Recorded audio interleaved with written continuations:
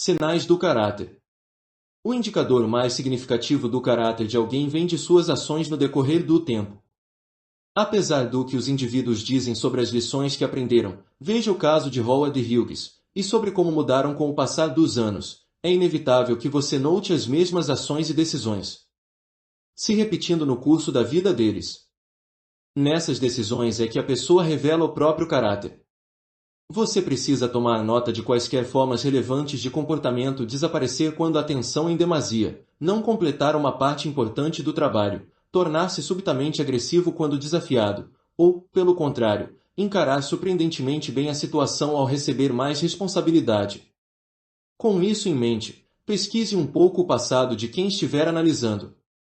Examine outras ações que se encaixem nesse padrão, agora em retrospecto. Preste bastante atenção ao que esse indivíduo faz no presente. Veja as ações dele não como incidentes isolados, mas como partes de um padrão compulsivo. Se você ignorar o padrão, a culpa é toda sua. Tenha sempre em mente o corolário principal dessa lei: as pessoas nunca fazem algo apenas uma vez. Elas talvez tentem se desculpar, dizer que perderam a cabeça naquele momento, mas tenha certeza de que vão repetir seja qual for a bobagem que cometeram em outra ocasião, compelidas por seu caráter e por seus hábitos. Na verdade, muitas vezes vão repetir ações que contradizem completamente seus próprios interesses, revelando a natureza compulsiva das suas fraquezas. Cássio Severo foi um infame advogado orador que prosperou à época do imperador romano Augusto. Após chamar atenção com os seus discursos incandescentes, que atacavam os romanos de alto escalão por seu estilo extravagante de vida, ele conquistou um séquito.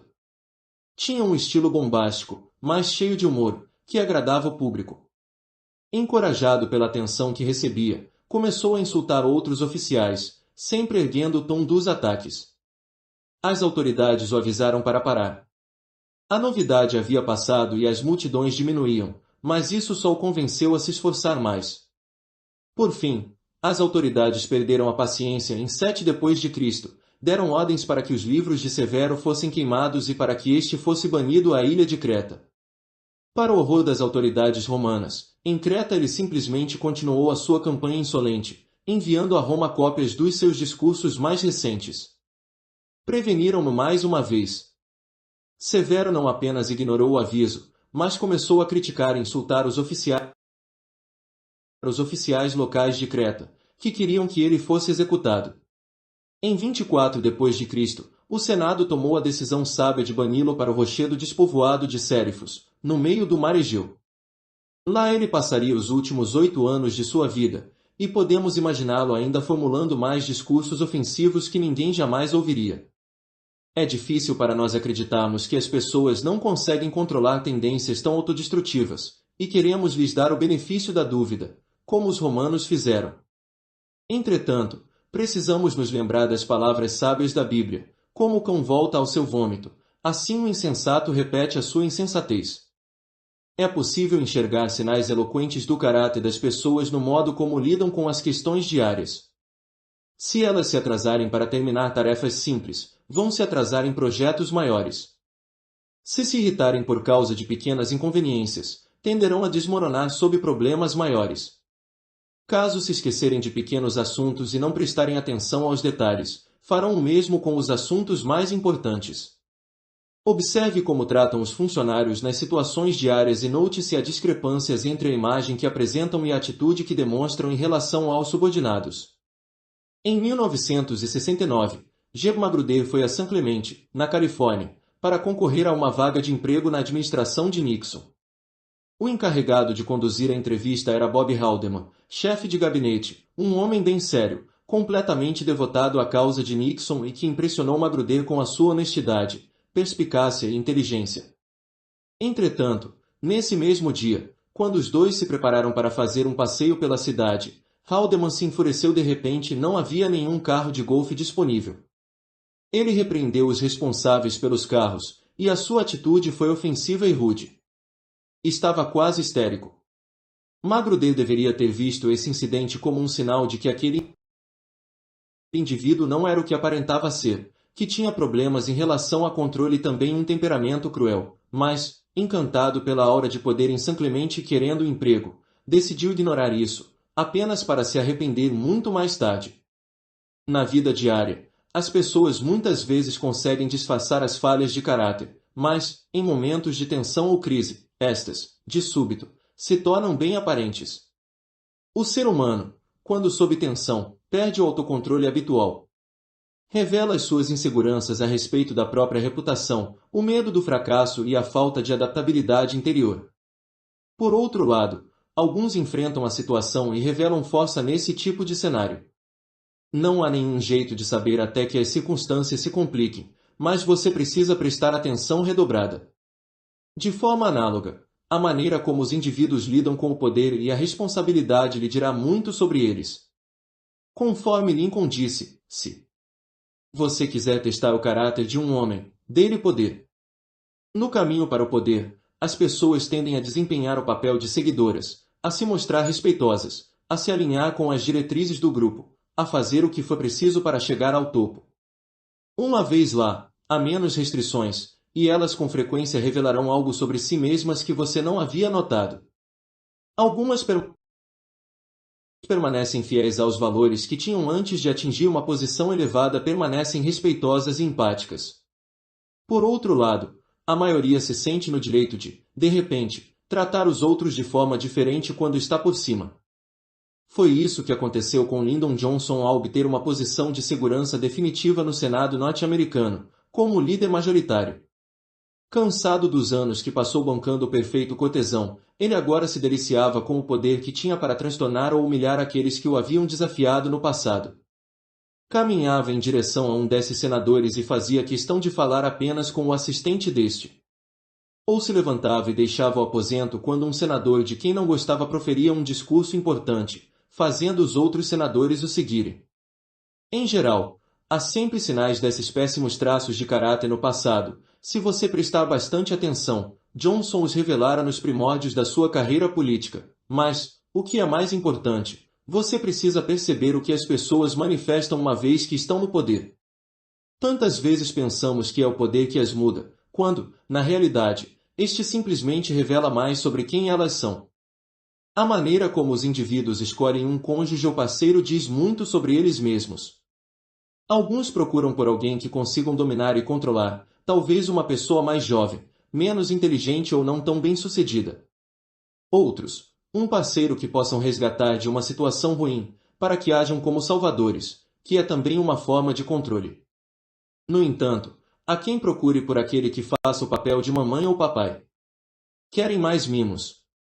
É raro que essas escolhas sejam intelectuais, pois refletem os anos iniciais e os sistemas de apego do ser humano. Elas surpreendem às vezes, como quando selecionam aquele que parece muito diferente e visivelmente incompatível, mas existe sempre uma lógica interna para tanto. Por exemplo, quem tem um medo terrível de ser abandonado por aquele que ama, refletindo ansiedades da infância, seleciona um parceiro bastante inferior em aparência e inteligência, sabendo que este se agarrará ao relacionamento não importa o que aconteça. Outro campo a se examinar é como o ser humano se comporta quando está distante do trabalho. Num jogo ou esporte, talvez manifeste uma natureza competitiva que não consegue desligar. Teme ser superado em qualquer aspecto, até quando está dirigindo. Precisa estar na frente, liderando. É possível canalizar isso de maneira funcional no trabalho, mas, nas horas de folga, camadas profundas de inseguranças são reveladas. Observe como as pessoas reagem ao perder um jogo. Elas o fazem de maneira graciosa. A linguagem corporal mostrará muito a esse respeito. Tentam fazer o que podem para driblar ou quebrar as regras. Estão tentando escapar do trabalho e relaxar, ou se afirmar até em momentos assim. Em geral, pode-se dividir os indivíduos entre introvertidos e extrovertidos, e isso desempenha um grande papel no caráter que eles desenvolvem. Os extrovertidos são, na maioria, governados por critérios externos. A questão que os domina é: o que os outros pensam de mim? Tendem a gostar do que as outras pessoas gostam, e os grupos aos quais pertencem com frequência determinam as opiniões que defendem. São abertos a sugestões e novas ideias, mas só se estas forem populares na cultura ou afirmadas por alguma autoridade que respeitem. Os extrovertidos valorizam fatores externos, boas roupas, refeições excelentes, divertimento concreto compartilhado com outros. Estão em busca de sensações novas e diferentes, e têm bom faro para tendências. Não apenas se sentem confortáveis com o barulho e a agitação, mas visam esses elementos de forma ativa. Se forem ousados, adoram aventuras físicas. Se não forem tão ousados, se encantam por confortos materiais. De todo modo, anseiam por estímulo e pela atenção alheia. Os introvertidos são mais sensíveis e se cansam com facilidade diante de atividades externas em excesso. Gostam de conservar as suas energias, passar o tempo sozinhos ou com um ou dois amigos íntimos. Ao contrário dos extrovertidos, que são fascinados por fatos e estatísticas pelo seu próprio mérito, os introvertidos se interessam pelas próprias opiniões e sentimentos. Teorizam e criam as suas próprias ideias. Caso produzam alguma coisa, não a promovem, acham o esforço desagradável. O que criam deveria se vender por si só. Gostam de manter uma parte da vida separada dos demais, de ter segredos. As opiniões dos introvertidos não vêm do que os outros pensam ou de alguma autoridade, mas dos seus critérios interiores, ou pelo menos é o que imaginam. Quanto maior a multidão, mais perdidos e solitários se sentem. Talvez pareçam desastrados e desconfiados, desconfortáveis com a atenção. Tendem também a ser mais pessimistas e preocupados do que o extrovertido típico. Expressam a sua ousadia por meio de ideias originais e da criatividade. Você talvez note tendências para ambas as direções nos outros e em você mesmo, mas, em geral, as pessoas se inclinam para a direção ao B. É importante medir isso nos indivíduos por um motivo simples: os introvertidos e extrovertidos, por natureza, não se entendem. Para o extrovertido, o introvertido não se diverte, é teimoso, até mesmo antissocial. Já o introvertido acredita que o extrovertido é superficial, frívolo, e se preocupa demais com a opinião alheia. Ser de um tipo ou outro é, em geral, consequência da genética, e fará duas pessoas verem a mesma coisa sob uma luz totalmente diferente. Quando perceber que está lidando com alguém de uma variedade diversa da sua, você terá que reavaliar o caráter dele sem impingir as suas próprias preferências. Além disso, às vezes é possível que introvertidos e extrovertidos consigam trabalhar bem juntos, em especial se tiverem uma mistura de ambas as qualidades e se complementarem, mas, na maior parte das vezes, esses tipos não se dão bem e são propensos a desentendimentos constantes. Tenha em mente que, em geral, existem mais extrovertidos do que introvertidos no mundo. Por fim, é crucial avaliar a força relativa do caráter das pessoas. Pense nisso desta forma: essa força vem de bem do fundo da essência de alguém. Pode se originar de uma mistura de certos fatores: genética, pais seguros, bons mentores no decorrer da vida e aprimoramento constante. Veja a seção final deste capítulo. Qualquer que seja a causa, essa força não é algo que transparece na forma de arrogância ou agressão, mas que se manifesta como flexibilidade e adaptabilidade em geral. Um caráter forte tem uma qualidade de tensão como uma boa peça de metal consegue ceder e curvar, mas retém o formato e nunca quebra. A força emana de uma sensação de segurança pessoal e autoestima, permitindo que pessoas assim aceitem críticas e aprendam a partir das suas experiências. Isso significa que não desistem com facilidade, já que querem aprender a melhorar. São rigorosamente persistentes. Aqueles de caráter forte são abertos a novas ideias e maneiras de cumprir tarefas sem comprometer os princípios básicos aos quais aderem. Na adversidade, retêm a presença de espírito, lidam com o caos e o imprevisível sem sucumbir à ansiedade, cumprem as promessas feitas, têm paciência, conseguem organizar bastante material e terminam o que começam. Sem se sentirem inseguros o tempo todo sobre a sua situação, são capazes também de subordinar os interesses pessoais ao bem do grupo, sabendo que o que funcionar melhor para a equipe deixará a vida de todos melhor e mais fácil no fim. Indivíduos de caráter fraco começam da posição oposta. Com facilidade se sentem oprimidos pelas circunstâncias, o que torna difícil contar com eles. São esquivos e evasivos. O pior de tudo é que não lhes é possível ensinar, pois aprender dos outros implica receber críticas. Isso significa que você enfrentará impasses o tempo todo ao lidar com eles. Parecem dar ouvidos às suas instruções, mas vão simplesmente retornar ao que imaginam ser o melhor. Somos todos uma mistura de qualidades fortes e fracas, mas alguns pendem nitidamente para uma dessas direções. Na medida do possível, você vai querer trabalhar e se associar àqueles de caráter forte e evitar os de caráter fraco. Essa tem sido a base para quase todas as decisões de investimento de Warren Buffett, que olha para além dos números, para os diretores executivos com quem está lidando, cuja adaptabilidade, confiabilidade e autossuficiência é o que ele quer avaliar. Quem dera nós empregássemos essas medidas para decidir quem contratamos, as parcerias que formamos e até os políticos que elegemos. Embora em relacionamentos íntimos certamente haja outros fatores que guiarão as nossas predileções, a força de caráter também deveria ser considerada. Foi isso que, em grande parte, levou Franklin Roosevelt a escolher Eleanor como esposa.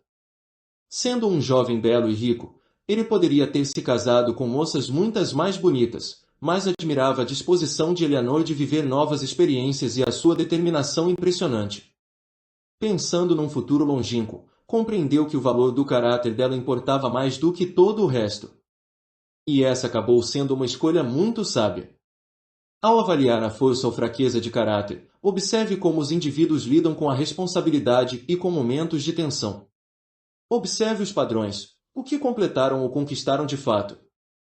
Você também pode testar as pessoas. Por exemplo, uma piada bem-humorada à custa delas pode ser bastante reveladora. Elas respondem de forma graciosa, sem deixar que as inseguranças venham à tona facilmente, ou os olhos brilham de ressentimento ou raiva. Para medir a confiabilidade de um membro da equipe, passe-lhe informações estratégicas ou compartilhe com ele algum boato. Ele transmite logo a informação para outros. Apressa-se para pegar uma das suas ideias e passar adiante como se fosse dele. Critique-o de maneira direta. Ele leva isso em consideração e tenta aprender e melhorar, ou mostra sinais claros de ressentimento. Dê-lhe uma tarefa sem fim determinado com menos direcionamento que o usual e monitore a maneira como organiza o tempo e pensamentos. Desafie-o com uma tarefa difícil, com uma maneira diferente de realizar algo, e veja como responde, como lida com a ansiedade. Lembre-se, o caráter fraco vai neutralizar todas as outras qualidades boas que uma pessoa tenha. Por exemplo, aqueles de grande inteligência mais de caráter fraco podem oferecer boas ideias e até fazer um bom trabalho, porém desmoronarão sob pressão, ou não reagirão bem às críticas, ou colocarão os próprios interesses acima de tudo, ou a sua arrogância e qualidades irritantes levarão outros em redor a se demitirem, prejudicando o ambiente geral. Há riscos ocultos ao trabalhar com eles ou contratá-los. Alguém menos charmoso e inteligente, mas de caráter forte, se provará mais confiável e produtivo no longo prazo. Possuidores de força real são tão raros quanto ouro. Se você os encontrar, deve reagir como se tivesse descoberto um tesouro. Tipos tóxicos.